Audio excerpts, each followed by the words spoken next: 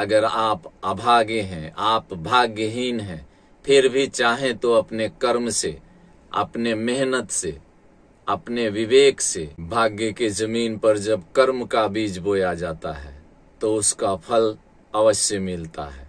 और स्वयं ब्रह्मा भी जिसकी रचना नहीं करते, जो फल ब्रह्मा रचा नहीं आबला मांगे दान, अर्थात कर्म का फल वह फल है जिसकी रचना स्वयं ब्रह्मा जी भी नहीं कर सकते। भाग्य के जमीन पर कर्म का बीज बोओ, कर्म के बीज का कभी नाश नहीं होता। रामायण श्री रामचरितमानस में गोस्वामी तुलसीदास जी लिखते हैं, ईश्वर अंश जीव अविनाशी, अर्थात भगवान के अंश से पैदा हुआ यह जीव, भगवान के अंश से उत्पन्न हुआ यह जीव अविनाशी है, इसका विनाश नहीं होता। फिर कर्म का विनाश कैसे हो सकता है? कर्म तो हम करते हैं, हमारे साथ रहता है, तो क्या मरने के बाद कर्म का विनाश हो जाएगा? कभी नहीं, असंभव है यह।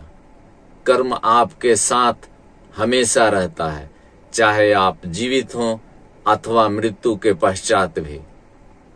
श्रीमद् भागवत गीता में योगेश्वर श्री कृष्ण कहते हैं, कर्मण्येवा अधिकारस्ते मां फलेषु कदाचन, अर्थात कर्म करने का अधिकार तुमको है, किंतु उसका फल कब मिलेगा इस पर तुम्हारा अधिकार नहीं है। यह भी कहते हैं तू कर्म कर, उसका फल तुझे अवश्य मिलेगा। तेरे कर्मों का फल ना मिले यह असंभव है, किंतु भाग्य कर्म से ही बनता है। जैसे एक किसान अपने खेतों को सींचता है, बनाता है, ठीक उसी प्रकार से आप अपने भाग्य को सींचना सीखिए, बनाना सीखिए और उसमें कर्म का बीज डालिए। इसलिए आज से भाग्य को दोष देना बंद कर दीजिए, क्योंकि भाग्य कर्म से बनता है और आप जो करते हैं वही भाग्य बनता है।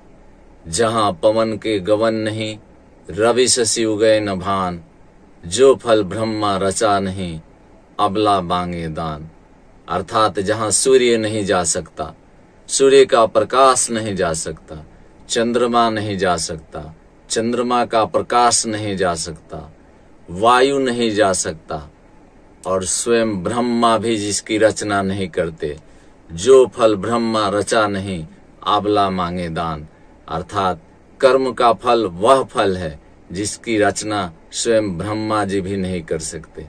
तो फिर आपको मांगने से कैसे मिलेगा, रोने से कैसे मिलेगा, दूसरे को दोष देने से कैसे मिलेगा?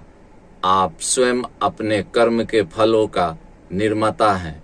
आप अच्छा करते हैं, आपको अच्छा मिलता है, आप बुरा करते हैं, आपको बुरा मिलता है। तो फिर आप अपने कष्टों का स्वयं निर्माता हैं। आप स्वयं चुनाव करते हैं कि हमें दुख हो या सुख हो। इसलिए आज से आप अच्छा करना शुरू कर दीजिए, इसका फल आपको आगे जरूर दिखाई देने लगेगा।